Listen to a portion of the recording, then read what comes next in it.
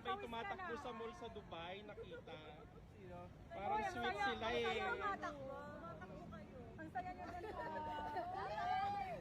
Bakit O yan, kaya? ay, hatid na muna, magbebesto pa sila. Wala tayong ano. Huwag kayong panira sa magbabay muna. Yan na magbabay. Ay!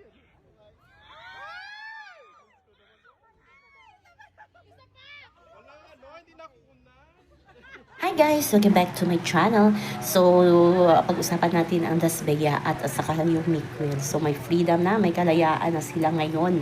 So, nakakasad lang kasi sinalo ni Bianca at ni Dustin lahat ng bashing, sabi ng ibang fans, para itago or pagtakpan na ang tunay na magkarelasyon is si Mika at si Will Ashley, 'di ba? Kung naalala niyo nung bumili sila ng bag, yung nag-vlog yung may-ari ng binila nila ng bag, yung store, na sinabi ng una na si Mika, si Bianca at si Dustin ang magkakasama, at sa huli in-interview ulit ni Oski, ni Kuya Osi Ricabar, na ayun, binuking ng may-ari ng bag na kasama pala nila doon si Will Ashley. So doon pa lang nagkahint na ang ibang mga fans na totoo ka pala na may relasyon si Mika at si Will Ashley.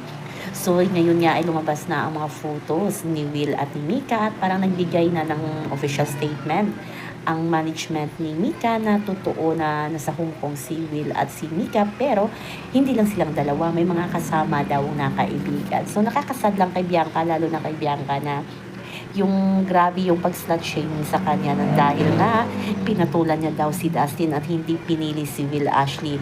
Grabe yung fan service ni Bianca kay Will para hindi mahalata na wala silang spark ni Will, kasi nga tinatakpan talaga at tinatago ang relasyon ni Will at ni Mika. So nakakasad lang kasi si Will wala talagang say or comment.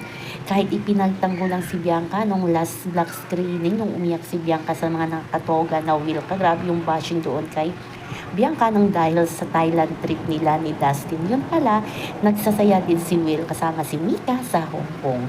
So, kaya pala mahal na mahal ni Mika si Dustin, kasi nga totoong kaibigan talaga ang Dasbeya ng Mickwell.